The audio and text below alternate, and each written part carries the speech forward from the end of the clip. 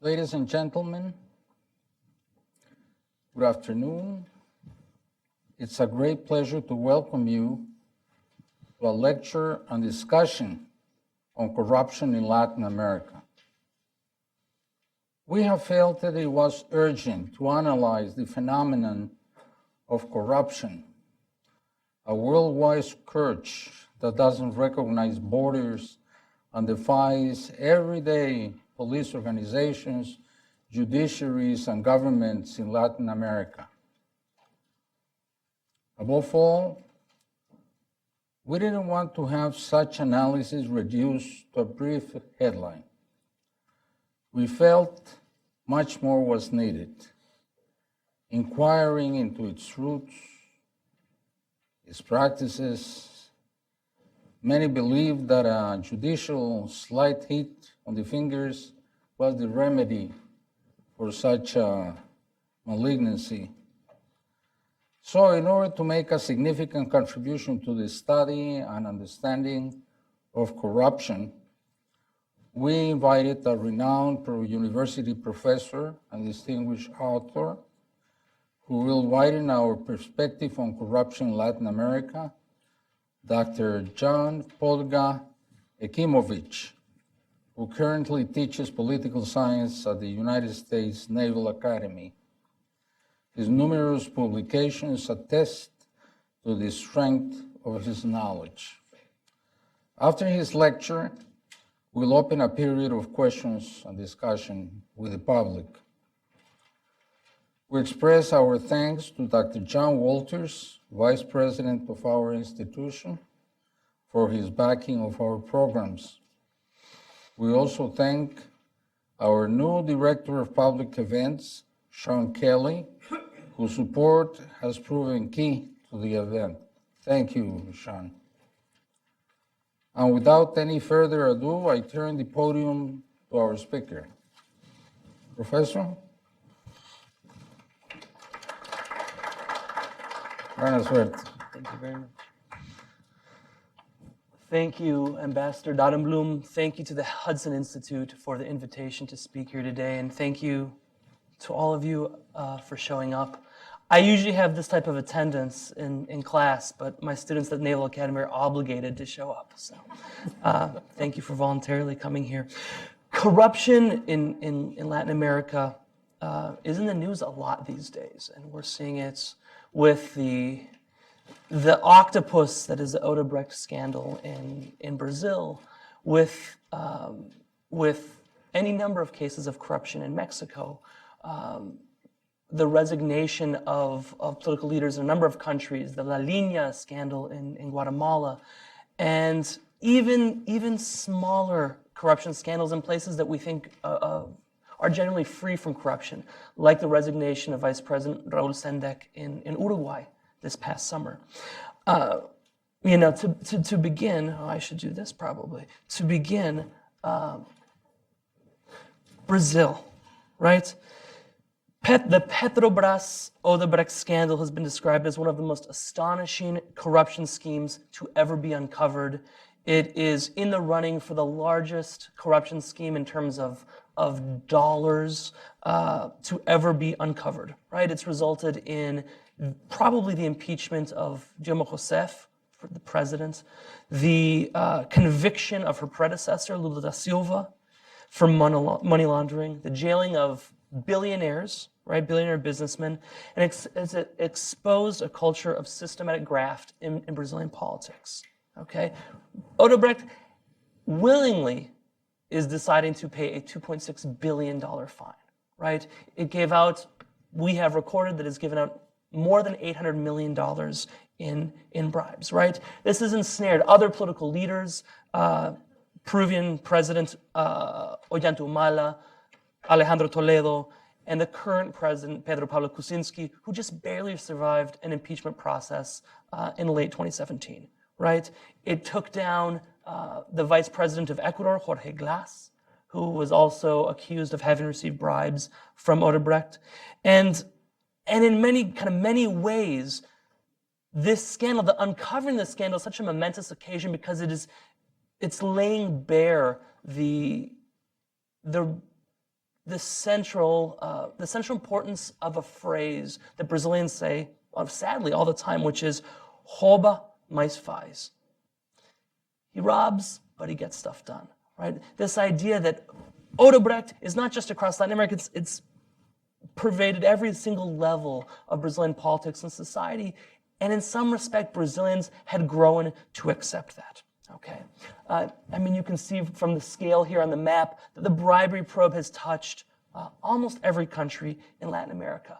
Meanwhile, in Mexico, right, a country similarly beset by scandal, we have a president who seemingly came into office touting anti-corruption credentials and then is immediately ensnared in problems of his own doing, right, such as criticism for purchasing a multi-million-dollar house, right, from government contractors. Meanwhile, state governors have been arrested. 3 recently were arrested abroad, trying to escape justice, and 11 of the country's 32 governors are currently under investigation or fighting prosecution for corruption, right? It's gotten to such a degree in Mexican society that we have, on the left, an actual book that was released last year called the Corrupcionario, the Corruptionary, which is a dictionary of corruption words in Mexico. There's also the Corruptur that many of you might have heard about, the twice-weekly tour that leaves which is free, in Mexico City, that goes by public works projects and houses of people that have been accused of corruption, right? I mean, this is a really big deal. So why am I cautiously optimistic? Why am I not so depressed about the state of corruption?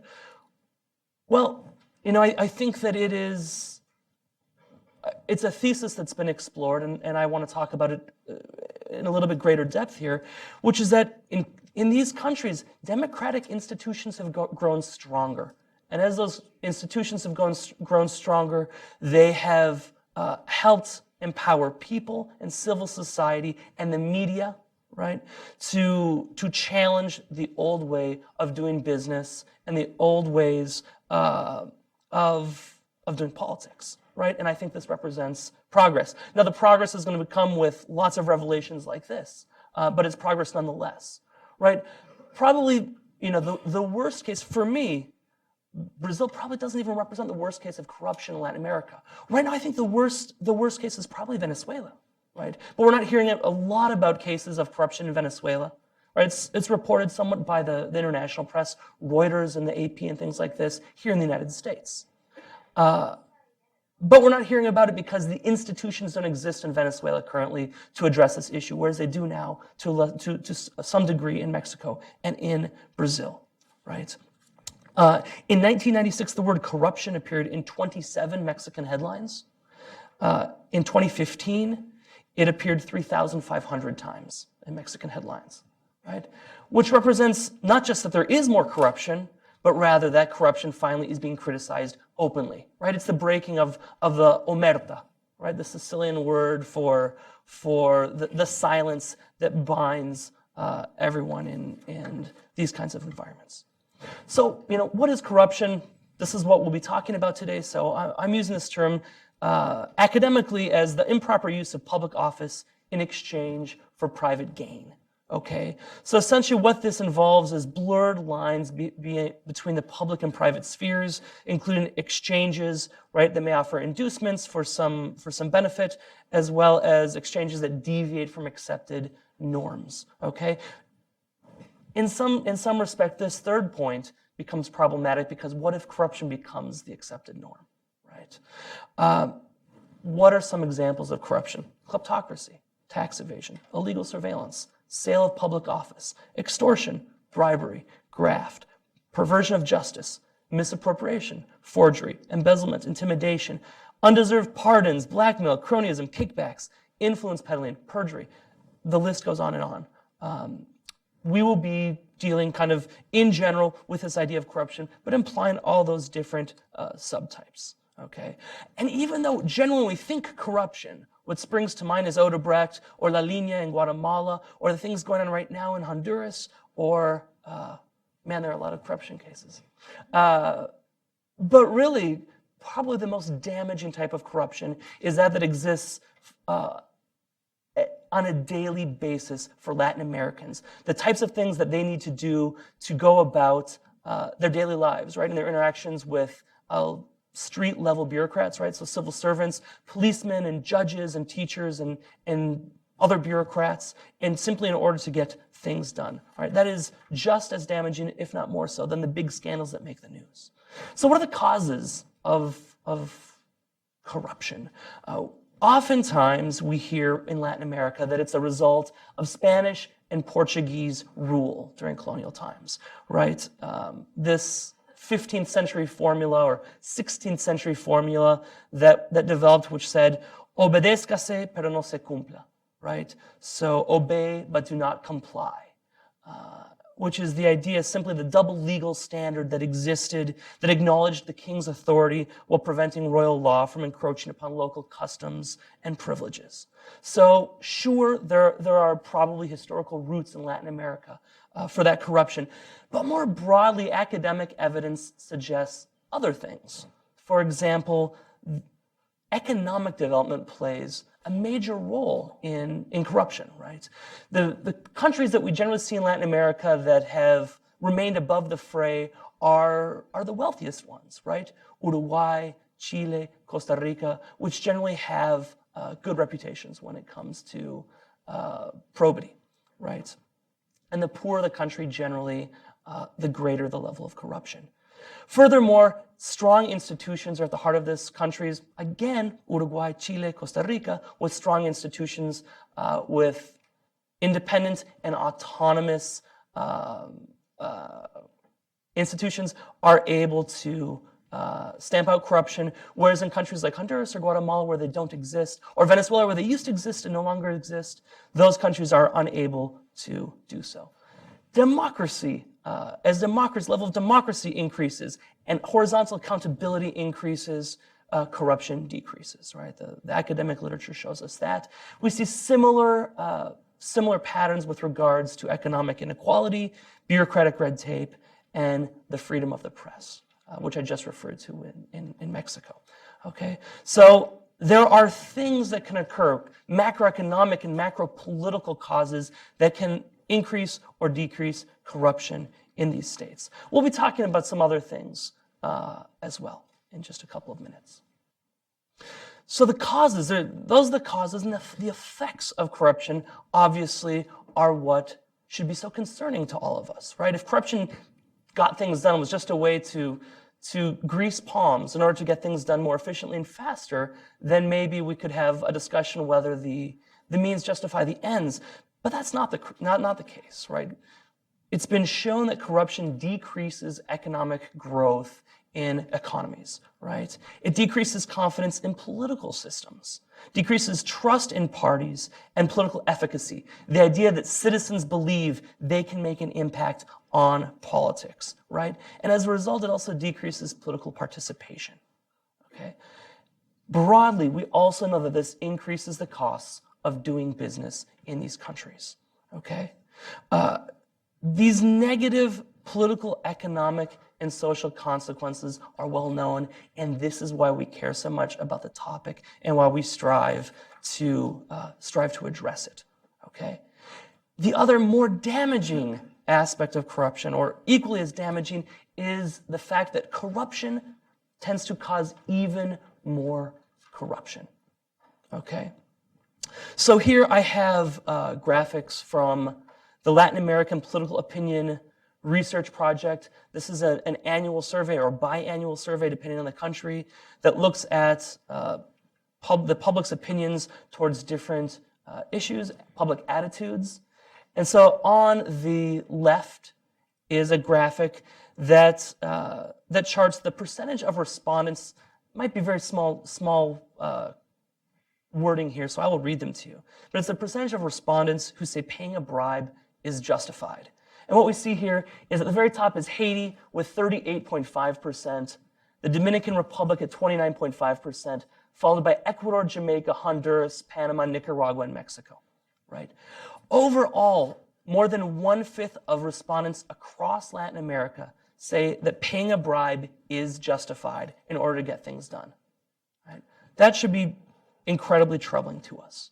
All right? And that's demonstrated by the chart on the right, which is the result of statistical regression showing the predictors of corruption tolerance. Okay? And essentially, there's a for those of you who might have a hard time seeing because this is so small, my apologies, there's a dashed line through the middle, and that represents kind of a null effect, neither positive nor negative effect. And the numbers to the right, or the dots to the right, represent positive effects, and the ones to the left, negative effects. So we see, in order from top to bottom, perceived corruption, corruption victimization, receives government assistance, number of children in household, age, skin tone, wealth quintile, level of education, woman, and urban. What this tells us is that the largest positive effect on people tolerating corruption in their society is being a victim of corruption, right? Which is to say, the idea that corruption is endemic is shown statistically, right? If you are involved in a corrupt transaction or you're a victim of corruption, you are more likely to say that corruption is okay. And that cycle continues, right? So the trouble is, how do you break that cycle? How do you make sure that corruption does not become endemic, or how do you break out of the endemic environment, okay? So with all that said, what is the current state of corruption in Latin America? Where does Latin America stand with regards to corruption? I started off with some examples of corruption scandals in the region, and I said, maybe we should be a bit more optimistic. Do the numbers back that up? In short, no, they do not, okay? This graphic is from the Corruption Perceptions Index that was released last month by Transparency International. And the Corruption Perceptions Index is a methodology, for those of you who are not familiar with it, that ranks countries by their perceived levels of corruption, as determined by expert assessments and opinion surveys. And this is what we see, okay? This is what we see. Red is not good, okay? Latin America is all red. You can see Venezuela is the darkest of the red. That's not good. That's not the rojito of Chavismo. That is the red of being really, really corrupt. On a scale that places better performing countries at the top and worse at the bottom, Latin America lags behind the most developed economies of North America and Europe, and ranks comparably basically to Eastern Europe, Central Asia, and to a lesser degree, East Asia. It ranks only better than Sub-Saharan Africa and the Middle East and North Africa, right? So what is this telling us? There are 6 countries in Latin America and the Caribbean that are above the global median, right? And the other 18 countries in Latin America and the Caribbean are below that global median. So why is that? And why might we think that corruption is getting better despite these scandals and despite these rankings? Similarly, the data from LAPOP, from the America's Barometer Public Opinion Survey Project, seems to agree with the expert assessments, which is to say the people on the ground in Latin America are agreeing with the experts, right? The masses. They're also saying, hey, this is a major problem, okay? Corruption experiences among the entire population here on the left, on the right, corruption experiences among those who had opportunities to be targeted. And it's basically saying the percentage of people who were victims of corruption ranging from 10% down to 1%. But a police officer asking 10% of Latin Americans were asked for a bribe by a police officer in the 2016-2017 period, which to me is quite amazing. Corruption experiences among those with the opportunities to be targeted. We have 15% asked to pay a bribe to process a document in the municipal government. That is not a scandal that's going to make the front page of the newspaper, but it's equally as damaging, right? If not more so. Some statistics here. 1 in 5 individuals was a victim of corruption in any given year in Latin America. The regional prevalence of corruption and victimization has changed little since 2004, which is to say, this low-level corruption has not gotten any better over the past 15 years, right? The view that corruption is widespread is highest in those countries that have had recent scandals involving major political figures, all right? Which is to say people's perceptions of corruption, the masses' perceptions, even though they may not have been victims of, kind of at the street level, they're also influenced by what they see in the press. And again, corruption tolerance, unfortunately, has been steadily increasing in the region since 2010. Okay, and then two other figures, and then I'm almost done with these tiny little figures. On the left, corruption and victimization, and then on the right, more than half or all politicians are corrupt. People responding that they think yes or no to this. On the left, Bolivia tops the chart at corruption and victimization with 40% of Bolivians saying that they were targeted for corruption. So, a quick anecdote here. Do I have to stay behind the lectern? Is it okay if I come out here? Does that matter? I'm antsy. So, 10 years ago when the survey was taken in Bolivia, Bolivia scored near the bottom, which is to say Bolivians did not think that they had been victimized for corruption. And this was an astounding result because the perception of Bolivia was it's a really, really corrupt place on a daily basis. And yet, on a separate question, when the percentage of Bolivians were asked, what percentage of you basically had to pay money in order to get things done, it was the highest country in Latin America, which is to say Bolivians were paying bribes, but they did not consider those bribes to be illegal. To them, it wasn't corruption at that point, right? And that's more damaging than anything, right? That they hadn't come to that realization. Whereas here, right now, what we're seeing is Bolivians are saying, oh yeah, we're paying bribes, but now we know that it's corruption. I would argue that's a good thing, okay? On the right, then, more than half of politicians are corrupt. Brazil tops the chart. Tops the list, right? Greater than 70%. With that being said, wouldn't you say, who are the 30% saying no? Considering that you have over half of the Senate and the national deputies in Brazil basically in the ethics committees under investigation for corruption, right? I think objectively you would have to say, yes, that's the case, okay? But that's influenced a lot by what's going on in the news. So this is a static look at corruption. What can we take away from this? Well, if we look dynamically, some things have gotten better. So what I did, first of all, there's a great deal of variation. I think that we should talk about that variation. Talking about Latin America as a region and aggregating everything together doesn't separate the success stories from the ones, Venezuela, that are not so successful, right? And so we have to look over time at what changes have occurred. And so I was excited about doing this. I spent Saturday doing this at home. I thought, I'm going to show everyone how all these countries have gotten better over time. And so I went to the Corruption Perceptions Index from Transparency International, and I put all of the data together from the very first year that the index was released in 1995 to the present, and I plotted them. And I was very disappointed. I have the 19 countries of Spanish and Portuguese-speaking Latin America, and at the very end, the United States. And I thought I was going to see a steady increase in the perceptions of higher means less corrupt, lower means more corrupt, or perceptions of greater or less corruption. I thought we're going to see the trends go up. There is one trend that goes up, which is Uruguay. Good for Uruguay. Everything else seems to be pretty static or has decreased, which is troubling, right? It's even, well, so it wasn't exactly what I'd hoped to see. And then I overlaid these graphs, right? So here they are overlaid on one another, all of the countries together between 1995 and 2017.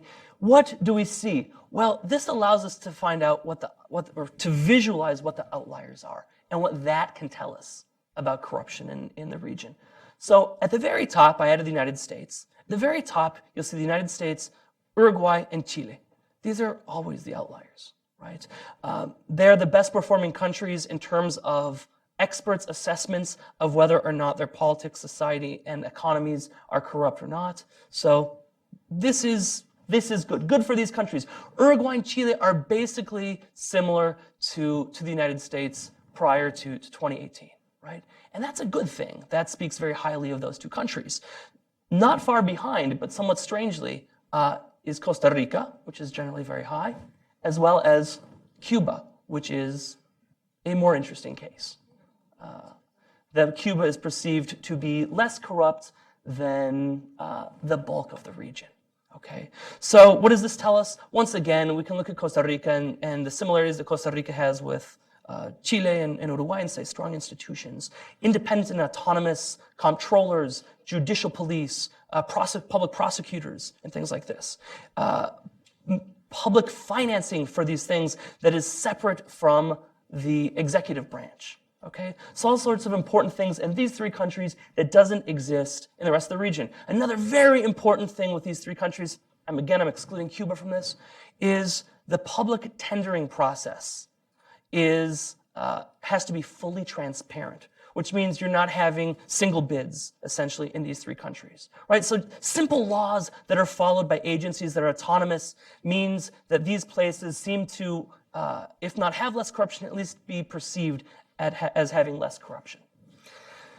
So we have a bunch of countries in the middle, and what do you think is a country that is somehow managed to decrease over time and is the caboose here? Yeah, Venezuela. I did it in red. Venezuela was second lowest behind Paraguay and has somehow fallen over time, right? Which is to say, it is number 169 out of 180 countries in the world right now, which would place it along the lines of Chad and Yemen and Afghanistan, right? Which are generally not countries, I'm sure, lovely people and lovely places, but not countries you want to be compared to in terms of corruption and transparency, okay? And so, this is what is the story that Venezuela is telling us? Well, when power is concentrated, it's the story of populism, right? It's telling us what happens when power is concentrated in one individual and horizontal accountability is thrown out the window. Right? When that occurs, you have a greater probability for corrupt practices and transfers to take place and an absurd blurring of the lines between the public and the private. You may have seen today that the Trump International has licensed the presidential seal to make into golf tees.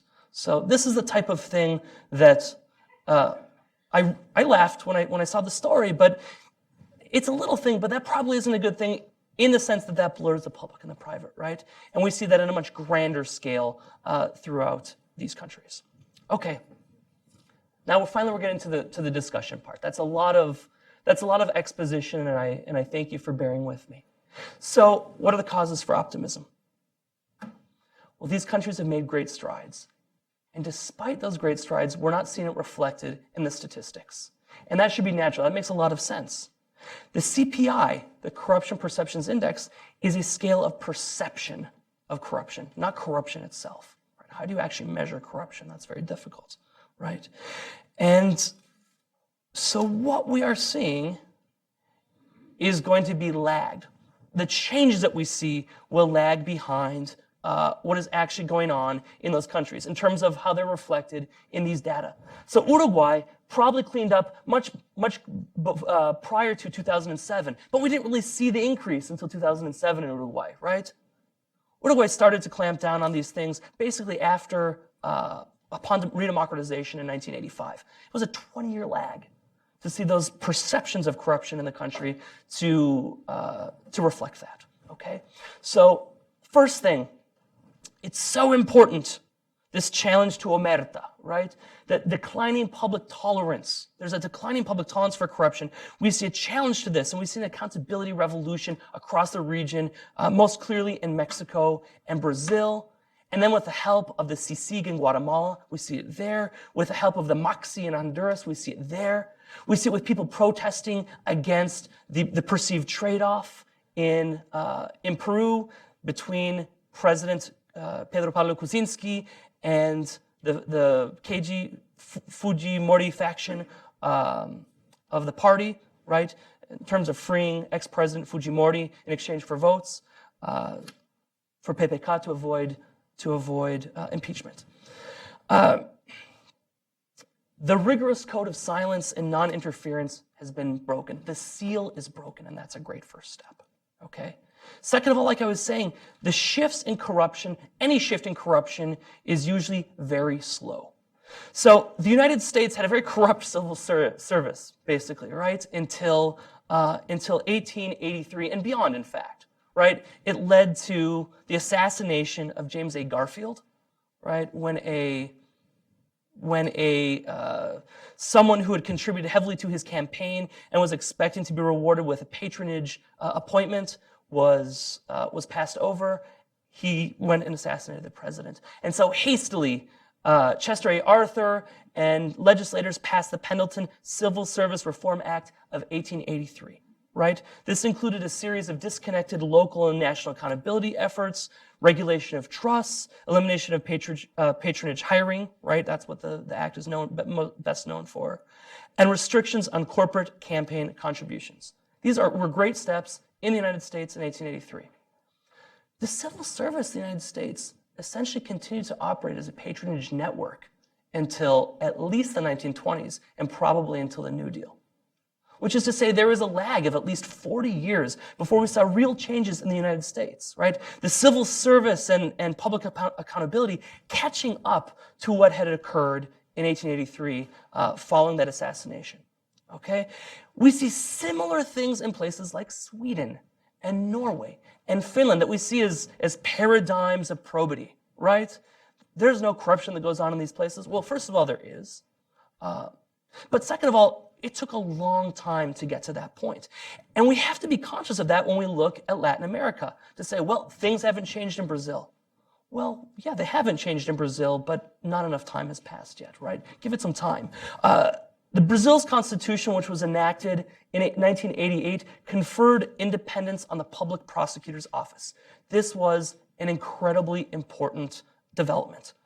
What it did was it allowed the public prosecutor and the judiciary the independence to go about investigations without worrying about being removed by the president or Congress, okay? But they didn't really exercise their autonomy until very recently. And in fact, Geraldo Brindeiro, who was the chief prosecutor under Fernando Henrique Cardoso from 1995 to 2003, was called the mothballer general of the Republic, basically because he didn't undertake any investigations against alleged corrupt officials, okay? But we're seeing it recently, right? So there's going to be a lag in how things change, okay? Right. 3, we have a rise in anti-corruption legal frameworks that have been adopted throughout the region. There's a wonderful study by Kevin Casas, Zamora, who looks at this, and basically legal frameworks that were starting to come into existence in 1995 have now been adopted by nearly all the countries in the region. Now that doesn't mean that all the countries are following those frameworks, but those frameworks exist. And at some point in the future, maybe they will be followed in all the countries, right? This is really important in addition to simply changing things, you have to actually have to change laws, right? Mexico in 2015, it took till 2015 until Mexico adopted constitutionally a set of amendments to create new institutions, independent, autonomous institutions to address corruption. We're not going to see the results of that right now, right? That was only 2 years ago. So decades down the road, I think that we will see the benefits of these changes, right? Fourth, we have frameworks in a regional or international context that are stronger than ever. We have the OECD's Anti-Bribery Convention, the MACCHI from the OAS that countries have signed. And what this promises is cooperation between countries and among countries to combat corruption. The scandals in Brazil and even the nascent PDVSA scandal in Venezuela, those are due in small part to help from the United States, from prosecutors in the Justice Department and the Treasury Department and the State Department in the United States, right? And that's because the United States belongs to these frameworks, okay? So this is very important, okay? And that also speaks to the influence of international best practices, which can help speed things up, speed up the pace of change in these countries. And I think the two best examples that we have internationally are Rwanda and Georgia. Two countries that were perceived as being incredibly corrupt, in Georgia's case, upon independence in the early 1990s, in Rwanda's case, basically up until the early 2000s. But through the adoption of kind of all of the above types of frameworks or ideas, they are now among the kind of upper median. They're above the median in terms of fighting corruption and the perceptions of corruption in those places. Okay, that's a really positive step. What can we learn from the cases themselves beyond our specific cases, or excuse me, from our regional look at things? What can we learn from the specific cases? Well, Lava Jato is the first thing. So Lava Jato, right, the car wash scandal, it was called car wash not because it was about money laundering, but because literally the money was being laundered through a car wash, right? But so we have the car wash scandal and some, the achievements. This uncovered systematic corruption at the state-owned oil company Petrobras, right? Corruption throughout the political class, all echelons of politics, and among politicians across the region. Okay, I talked a little bit about this at the beginning, but you can see from the graphic again that this touches every place on the continent. Okay, why? Like, what are the lessons from this incredibly important case? And the first thing is something I've referred to already, which is the importance of judicial autonomy, right? Which is to ensure horizontal accountability of institutions, of the legislative, executive, and judicial branch. You need to have an independent judiciary. And in Brazil's case, this was ensuring autonomy and independence of the Attorney General's office, okay? And this independence starts with several guarantees. It's about recruitment of personnel through a transparent process of public merit. That can easily be instituted in any country, right? In Brazil, after 2 years in office, members of the Attorney General's office or the magistrate acquire tenure, right? Like professorial tenure, where they can stay in office. They can only be dismissed by judicial conviction when they commit a crime or they're convicted of having committed a crime, okay? They cannot be removed or dismissed from processes assigned to them. And again, this was established in 1988, and it took until recently for this to really affect in a grand way Brazilian politics. You have to pass the right laws, and you have to follow them. Again, Costa Rica, Chile, and Uruguay have public tender processes that are transparent by law, and thus avoid the types of non-transparent tendering processes that occurred throughout the rest of the region, right? And is now taking down high-level politicians. Third, you have to grow institutional capacity, okay? You have countries, especially in Central America, but in places like Paraguay and now Venezuela, that simply don't have the institutional capacity to confront the endemic corruption that plagues their economies and their politics. Okay, so growing institutional capacity, which is to say, helping to incentivize the ability of institutions to get done what they want to get done. On again. And lastly, coordinated efforts. We see this with Lava Jato, right? That Lava Jato investigators have cooperated with the United States, with Swiss authorities, with US authorities, and now with authorities in other countries in the region. And that is how they have been so successful, okay? Then we have the second. So this is what we can do in big countries, right? I imagine we will see something like this in the future in Mexico. We might see something like this in the future in Argentina. It doesn't surprise me we've seen it in Brazil. But there are other places where it seems less likely to occur. And there we can turn to the international community, international organizations in other countries. And the best model for this is the CICIG in Guatemala. The CICIG is the International Commission Against Impunity in Guatemala, right? And it came about through an agreement between the United Nations and the Guatemalan government in 2006. And it's been incredibly successful at showing us the corruption that exists in the country, right? Kind of headlined by the La Línea corruption case, which involved ex-President Otto Pérez Molina, who had to resign, facing impeachment, resigned instead. The removal of his vice president, Roxana Baldetti, and several prominent ministers. Okay, they were also involved in La Línea. Basically referred to. It was a customs case, customs corruption, all right, in the customs service. There's the Social Security Institute corruption case. The CICIG has dismantled extortion rings, and we have seen a drop in the impunity rate for homicides from 95% to 72%, right? Kind of by any measure, the CICIG has been incredibly successful in Guatemala. So much so that other countries now have started to adopt or have tried to adopt similar frameworks. And so the clearest example of this is, well, we'll get to it. Clearest example would be the MACCHI in Honduras. What we see is, lessons that we take away from the CICIG is that the CICIG was a long-term agreement signed in 2006. It's now 2018. We're seeing people go down in 2015, 16, 17, 18. This had already been going for more than 10 years, which points to the importance of long mandates and long-term funding for these organizations to not expect quick results. Okay. Second of all, that this is the type of thing, type of organization, the type of framework that prioritizes the rule of law and those efforts in foreign policy making. Okay.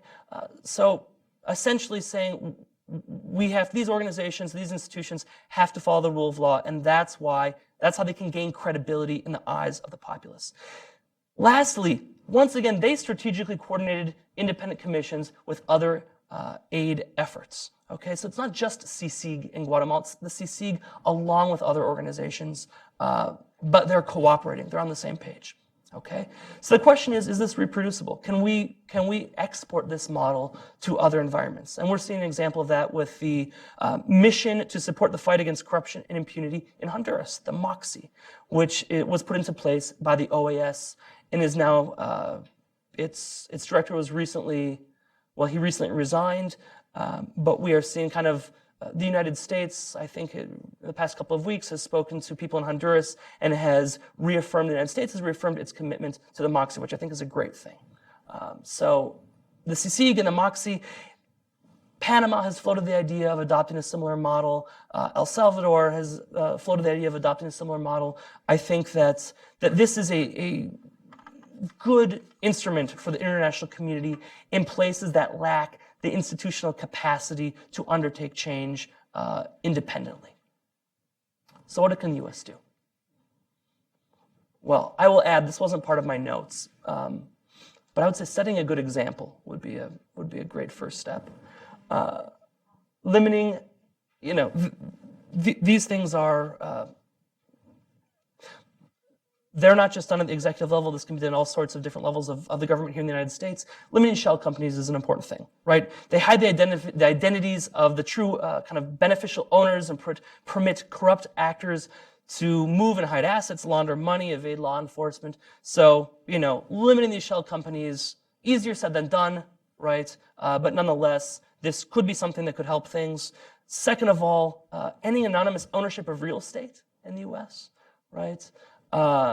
So halting this, the United States has too often turned a blind eye to kleptocrats in our midst.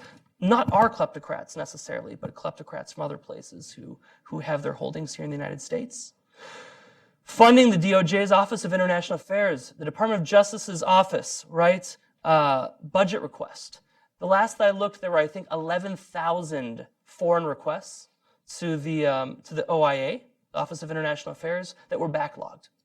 There are 11,000 backlogged requests because there aren't enough people working there. There isn't enough money to sort through those things, right? So that funding could go a long way.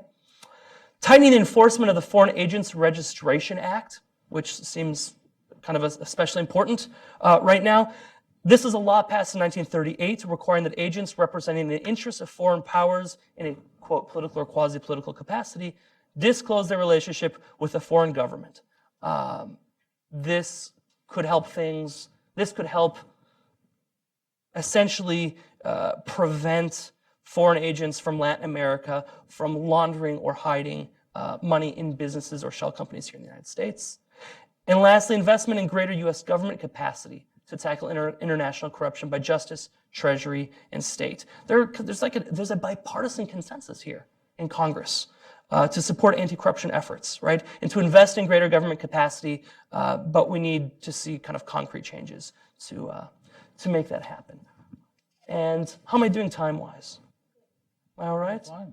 Okay. So just a second, I want to wrap up by simply summarizing, I think, some of the pertinent things. Then we're going to get into questions, which is going to be more interesting for all of you than just listening to me talk and talk and talk. So, I think scandals are a sign of things getting worse. Or, excuse me, are not an indication of things getting worse. Scandals are an indication that people are no longer going to put up with corruption in their midst, right? People have protested, the middle class especially, but people have protested. Now, where have we seen protests? Anti-corruption protests in Latin America in the past year or two. Brazil, Chile, Argentina, Honduras, Mexico, Peru, did I say Peru? Peru, Colombia. The list goes on and on and on. That's a really good thing, right? It means that people are concerned and they want to affect positive change. The lack of movement that we see in the corruption indicators across, from Transparency International, which openly recognizes this, and other indicators, that lack of movement is probably due, at least in part, to the slow pace of change.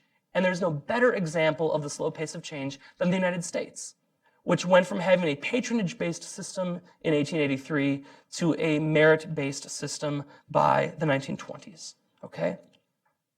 The adoption of legal frameworks and the mobilization of citizenry are very important steps for Latin American countries to seriously begin confronting corruption, okay? And I am cautiously optimistic that will be the case. All right, thank you very much.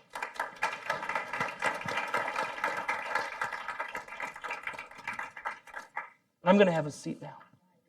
Not necessarily, if you Or I can stay. I'll stay standing. I'm going to grab my water. Okay. Thank you. I'm going to grab my pen as well. We're going to start now with questions and hopefully answers. I'd be happy to talk about individual cases, individual measures, any of the slides that I have up here that I went through quickly instead of spending lots of time on. Yeah. So. Okay. Or nothing. Sure. Yeah, sure, yes. Please, my name is Willy Valdivia. Excuse me. Give us name and affiliation. Thank you. My name is Willy Valdivia. I am originally from Peru. I also grow coffee in Colombia, so I have the opportunity to see the news in both countries. You mentioned something about, specific cases like Odebrecht or Lavajato. But there is a rising problem in both countries, which is narcotraffic. And just to give you an idea, narcotraffic, agricultural trade is $1.2 trillion. And then narcotraffic, the business, is around $400 million. And now this illegal trade is now pushing and shaping politics in many countries. So I wonder, what is your take on the risk on democracy, on impunity? Would you like me to answer questions right away or gather a couple of them right away? Whatever. Okay, I'm seeing people nodding. Okay, great. All right, wonderful. So kind of what's the role and the risk of narco-trafficking? Well, obviously, narco-trafficking is intimately tied up with corruption. And it is illicit, right? It's not a surprise, I think, that Uruguay and Chile, not narco-trafficking routes, right? Whereas the corridor of Central America and Mexico are, that absolutely contributes to the temptation, right, to commit corruption. And I think that cannot be overstated, right? I don't talk a lot about this. I didn't talk about this in the presentation. But the literature looking at the influence of illicit industries points to the damaging effects of narcotics, right, on combating corruption. But there's also something to be said for the strength of institutions at lessening that temptation, right? Which is to say, narco-trafficking could definitely affects the fragility of the Mexican state and the ability of the Mexican state to respond to its citizens and to get things done efficiently, certainly. But narco-trafficking in and of itself is more of a symptom, I think, than it is a cause, right, of corruption. corruption was in Mexico was, as I'm sure probably all of you know, was just as pervasive basically in the, from 1929 to the year 2000, but it was controlled by the PRI hegemonically at all levels of government, and narcotics started to be trafficked through Mexico in the 1970s and especially the 1980s. But the PRI ensured that criminal groups didn't arm themselves and didn't commit violence. And as that hegemony broke down, that's when the violence really took off in Mexico. And so that points to, right, the violence that we see related to this isn't because it didn't exist before, it's because the response is different now than it was in the past. And so what's going to happen? I don't know. I hope things get better, but Mexico needs to take steps, first of all, to fight all other types of corruption before it can, I think, begin to address that. Especially something that's so complicated in terms of supplier and supply and demand, right? See similar things with Peru and Bolivia and Colombia. Yeah. Yes. I see a hand right there. Tyler Swanson with the Osgood Center for International Studies. A little bit like his question, but I want to ask specifically about FARC and how Venezuelan corruption is allowing it to continue to move forward, and what your perception is on how corruption allows for instability of non-state actor groups to continue. Sure. So, great question. In Venezuela right now suffers not just from kind of the highest perceived corruption rates in the region and some of the highest perceived corruption rates in the world, but also I think possesses one of the most fragile states right now, definitely in the region and possibly in the world, and has the lowest state capacity.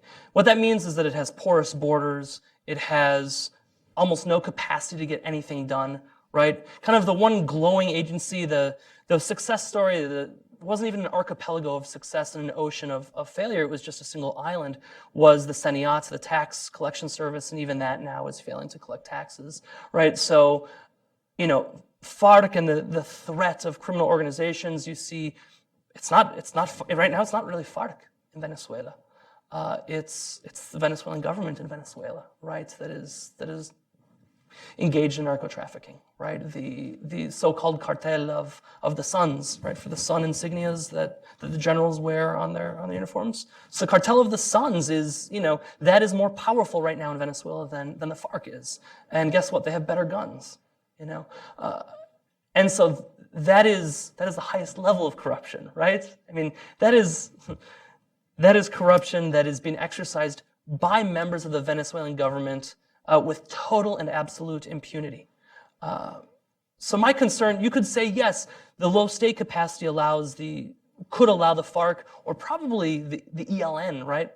Because the ELN is not demobilized in the way that the FARC has agreed to do, to move into Venezuelan territory. In fact, there are indications that in Táchira state and Zulia state, along the border, the ELN right now has purchased radio stations and is broadcasting in those towns, right, and trying to recruit people.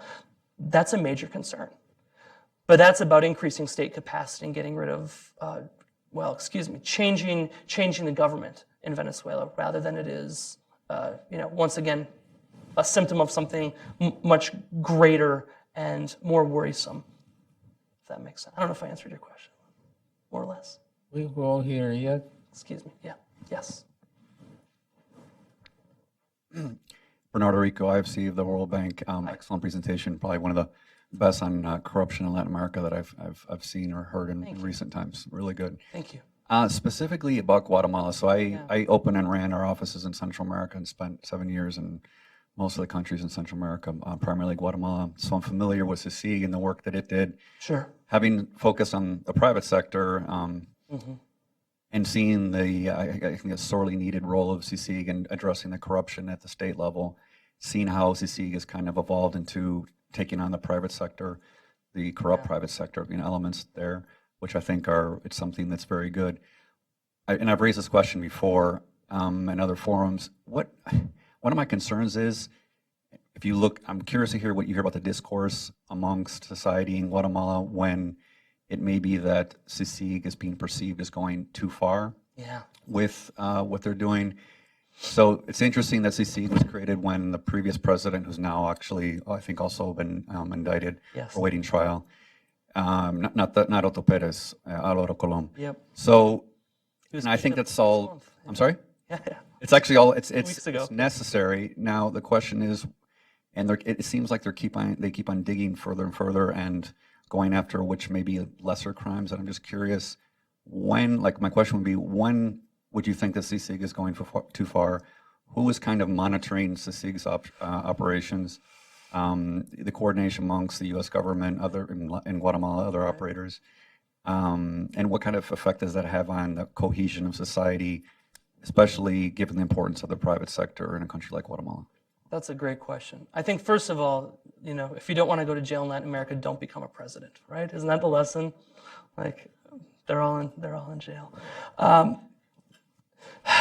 If I knew the answer to that question, I should be working somewhere else, I think. It's a wonderful question. I just don't. It's not just the CICIG, right? I think that we're also seeing blowback with Lava Jato right now as well, and with other investigations where essentially the authorities that were cheered on by people are now being criticized for going too far, right? So I think what too far is going to depend on the country, and it's going to depend on the level of I don't want to say independence of prosecutors and of judicial police and investigators, but the depths to which they're willing to dig and keep pulling at that thread, because where does that ultimately end? Probably everyone goes down, right? Like with narco financing of politicians in Colombia. Well, in the 1980s, who couldn't have been somehow financed by narco money? In Guatemala, with so much high level of corruption, how can you somehow not be touched by it? How can you not be touched somehow by Odebrecht in Brazil? I'm not quite sure. And so, when investigators become crusaders rather than acting within the bounds of their jobs, I think that can be a problem. I don't know what level that is with the CICIG and with Guatemala, right? But I think that crusader line is an important one. The role of the U.S. is also very important, which is to say I think the United States needs to play a role in supporting these missions and these programs, but without being, let's say, too visible, or maybe limiting that public exposure. So it's not perceived as a tool of, I don't know, the empire or something, right? And I think that there have been some criticisms of that in Guatemala, the way that there have been criticisms of the MACCHI in Honduras for being a tool of the Secretary General Almagro and the United States. If I don't entirely know the answer, but I would say, the crusader thing and the United States role is very important in public perception. Yeah. She's had her hand up from the very beginning. I feel so bad. Sorry. Yeah. Hi, I am from Guatemala, and I have experience as a judge in Guatemala for many years.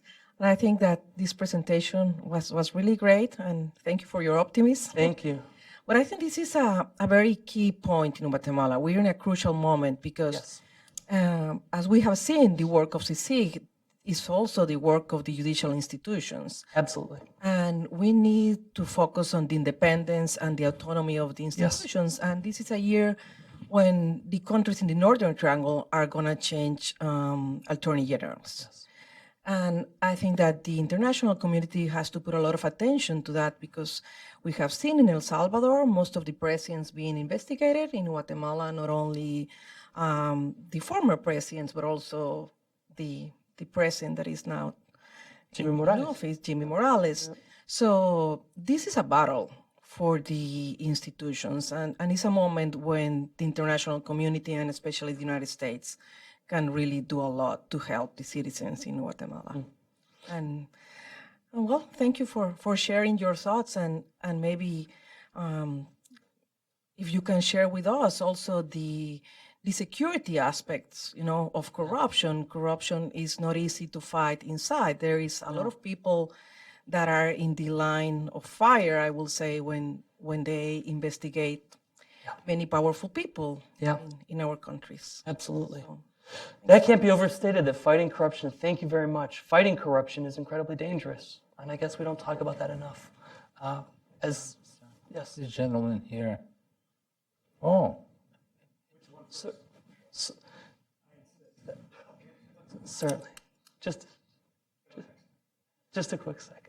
Thank you. The fighting can be incredibly dangerous, and people who fight corruption should be applauded. Judges and fiscales and people like this who literally put their lives on the line. I have a friend in the MACCHI in Honduras who was there when someone was assassinated, and it's a real danger. So thank you for your work. Jaime, thank you for calling on me. Eric Farnsworth with the Council of the Americas. John, excellent, as we knew it would be. Congratulations. A quick comment on CICIG, which I fully support, but it goes to this question about how much is too much. And Guatemala aside, my concern, my worry is that everybody else in the hemisphere is watching this too. Yeah. CICIG had to be invited in by the government officials of Guatemala. And my concern is the incentive now for everybody else is to say, forget it. We don't want inviting this. anybody in because we don't know how the mandate ends. That's right. We don't know where the money's coming from, et cetera, et cetera. So while it might have a distinct impact in Guatemala, which I think we all support, I do think we have to be careful about where it goes and under what authorities and for how long. Because an open-ended commitment says to every other country in the region, which faces similar issues, no thank you, right? So we have to be careful of that feedback loop. But my question has nothing to do with Guatemala per se. It's a country that we all talk about but didn't actually come up in your presentation. A bit surprisingly, perhaps that's China. And the question is, working with the private sector, we see the negative impact on corruption that China has brought into the region. And I guess my question would be, are you tracking that? Are you, in your regression analysis, are you looking at countries with in terms of their relationship with China and what that's doing in the corruption indicators? Is there something we should be considering? How are you envisioning that? Which is ultimately, it's a relatively new phenomenon, but how can we begin to visualize that? Yeah, thank you, Eric. I didn't look at China, and that's an enormous oversight on my part. And as you are now the China Latin America expert here, so you should be the one really answering that question, I think, not me. But without a doubt, the money that China has brought to Latin America has made it, increases the temptation of corruption, right? Furthermore, China, I think, has shown where it has invested money in big projects that it is willing to look the other way when not all of that money makes it to the project, right? Of the $60 billion that it has lent to Venezuela, I'm not sure actually where most of that money is, right? I think the Chinese government doesn't care that much as long as they get their yuan back. So that's absolutely kind of a nascent threat and something that we need to keep our eye on. Although once again, I would say, I see it like with narco trafficking as something that is a temptation, but not a cause, not necessarily a cause of more corruption, right? It will manifest itself in places with existing weak institutions and weak mechanisms of accountability. He already has a mic and wanted to talk, and then we'll go back over here. Sorry. this gentleman. I'll keep it really Do you mind if I go? Do you mind? Adam Younger, good afternoon. Hi. INLC State Department.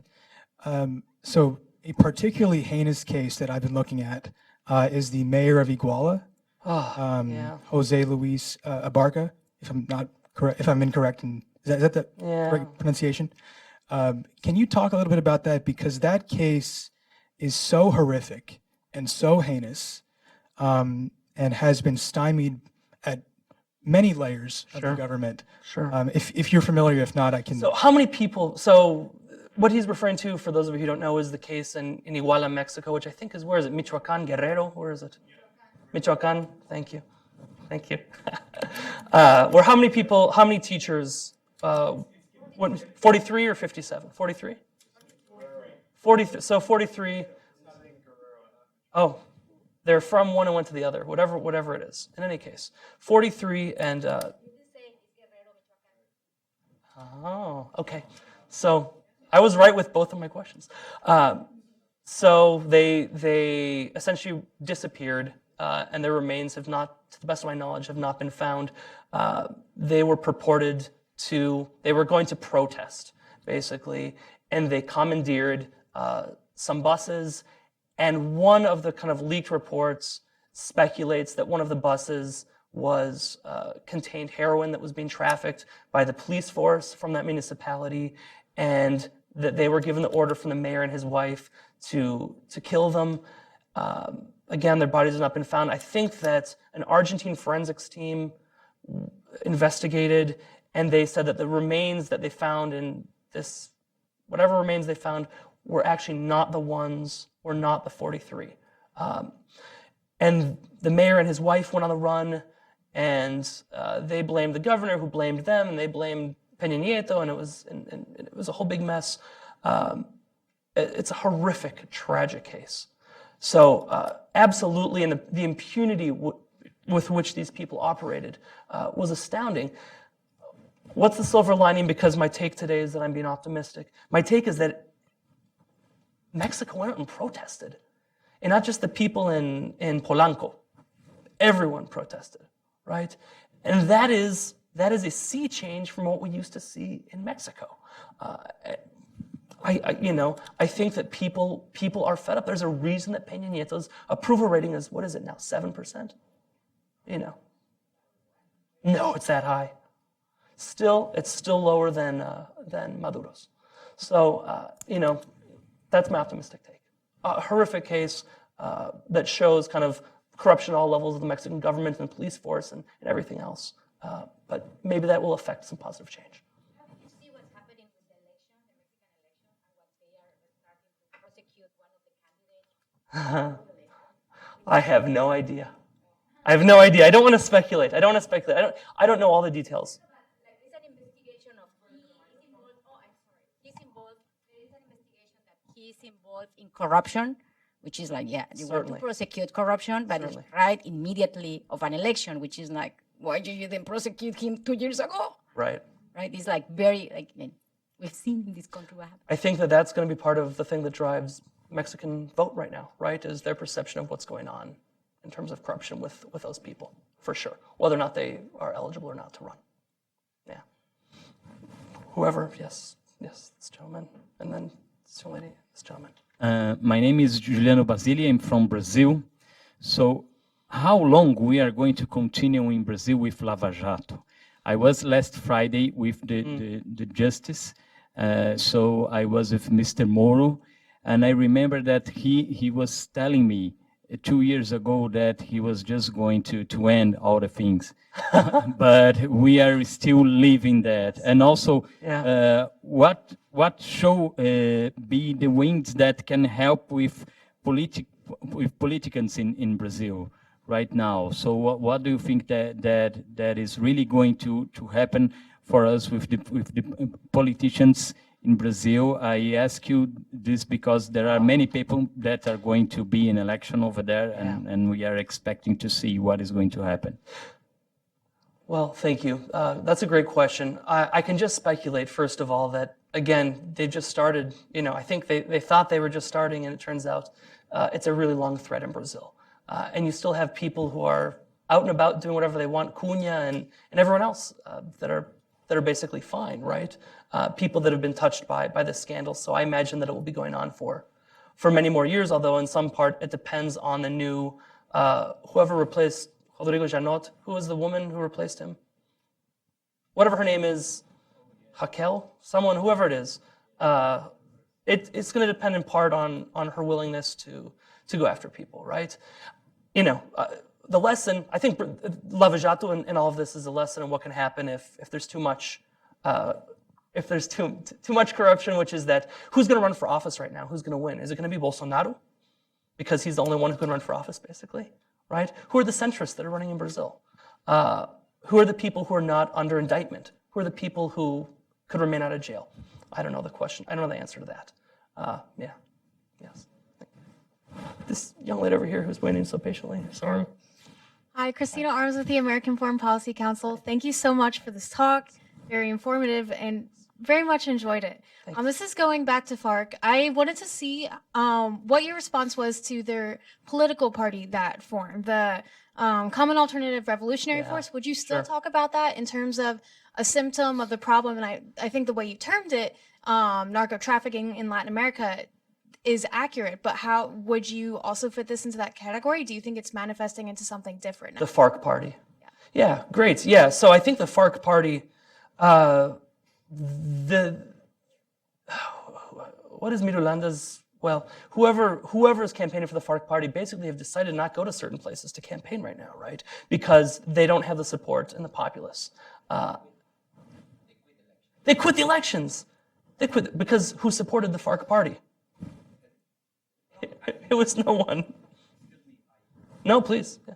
What I see in Colombia is this significant radicalization of, you know, the movement against the left. You know, either Petro or the FARC are confronting these issues of corruption and impunity and, you know, many of these cases. But I think that the biggest problem is not only in Colombia, but also in other countries in South America, is that when there is an investigation about corruption, these governments say that it's an attack on the democratic institution. And, you know, it questions the legality of the investigation itself. What, you know, like the former or the current president in Peru say yesterday or last night that, you know, an investigation on what is happening in Lava Jato and the direct observations of the Brazilian businessmen challenge the security, the economical institution of the countries. And I think that that's the biggest threat that we are confronting right now, given there is a significant discontent on democracy itself. You know? Which is a broader and deeper-seated issue throughout Latin America. No, thank you. I agree with him. I don't think the FARC Party is a threat at all. I think the greater threat is that polarization and radicalization. Yeah. This gentleman here has had his hand up for a long time. Thank you. Jerry Hyman at the Center for Strategic International Studies. I wonder if you've given any thought, and if you have, you're pretty unique if you have, to drawing a line, a statute of limitations in prosecuting previous regimes. Because one of the characteristics of anti-corruption prosecutions, at least around globally, is that a new regime prosecutes its former, its predecessor, usually of the other party. Right. That's when the corruption prosecutions stop. So they stop with the present regime and they start with the previous regime. So there's a bit of a moral dilemma here about prosecuting your predecessors and how far back do you go. And the Europeans learned a bit of a lesson on that in what was called lustration in Central Europe, where they tried to dig out all the communists. Well, it turned out everybody had been corrupted in one way or another, if you want to put it that way, by connection to the communist parties. They've been pretty wound up, you know, almost prosecuting everybody, but in particular to prosecute your opponent. And does that taint the prosecution? Does it taint the corruption effort? And does it taint the democracy? Well, I think it depends on the eyes of whom, right? So, in the supporters of the current administration, it won't taint them, right? But if you're not a supporter of the current administration, maybe it will taint it, right? I think that's the lessons that you speak to, the lessons from Central Europe are really important, and possibly this is something that can be applied to Guatemala and Central America in general with these external frameworks that are being imported or transported to Guatemala and Honduras and other places, which is, can there be a statute of limitations? Maybe that will allow governments to sign an agreement if they understand that they won't be the ones to suffer the costs of signing that agreement, right? Maybe that's a way to make those palatable to Panama and El Salvador and other places. I hadn't. It's a wonderful idea. Yeah. Thank you. Anything else? Okay. Hello, my name is Sam Miranda. I'm not affiliated, I'm retired. But I have a question regarding... Even better. Possibly I'm the only one here not being paid to be here. with respect to Argentina, could you comment from the corruption perspective about what's been going on with the assassination of Alberto Nisman? That's a good question. Do you know what? I don't feel that I'm an expert enough in the particulars of the Nisman case to really go into depth on what's going on. Just that there seems to have been a cover-up, which, as we all know, is usually worse than a crime. Although in this case, man, it's an assassination, so it's a pretty big crime. But it seems that the Cristina Fernández de Kirchner administration is going to have people who will fall, right? Those of who already haven't fallen. She left a long time ago. Right, but the people around her kind of being picked off. So sorry that I can't speak to that in greater depth. One last question. I am Ed O'Brien from the State Department. I feel like I'm asking Jerry's question in a slightly different way. Sorry. But no, it's in terms of like in Ukraine, I was most recently there, and the anti-corruption was, forces after the revolution were immediately turned on the anti-corruption activists. And do you see a lot of evidence of that, of trying to use these kind of things to tar and get people out of it? Is that common? As political tools, you're saying? There are accusations that is occurring in Brazil right now, right? That it was used as a political tool to get rid of Dilma, that it's been used as a political tool to get rid of possible candidates for the upcoming election. So whether that's true or not, I think is in the eye of the beholder, right? I'm not sure that there's an objective way to evaluate that and look at that, but obviously that's going to be the risk with some of these scandals, especially as they knock off, as elections occur and they knock off potential candidates. Yeah. I don't know if I answered it. But all right. Thank you so much. I have a little story to share. Certainly. With our friends here.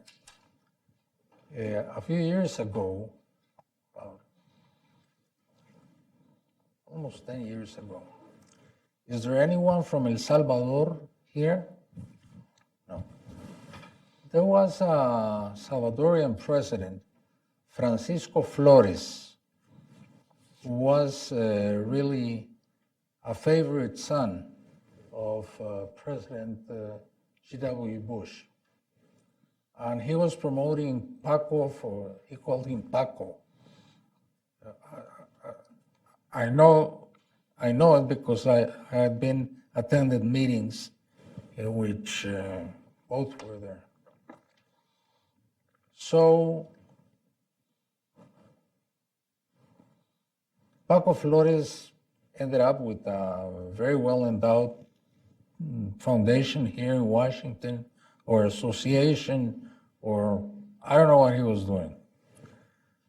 But then it came to light that the last day in office, there were a few checks on his desk, which included payments from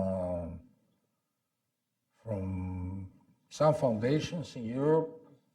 Well, it was an amount of, all the checks were about $2 million. So he just put the checks in his pocket and he left. But 2 days later, the police got a hold of him. So I would have thought that the U.S. administration, with all these intelligence instruments they have at their hands, that would know the long career that Don Paco had in dipping the finger in every dish. So one of the things that has to improve, not only for the United States, but for various countries, for all the countries, is not to include also only narco trafficking or homicides, but how the mechanics of corruption, which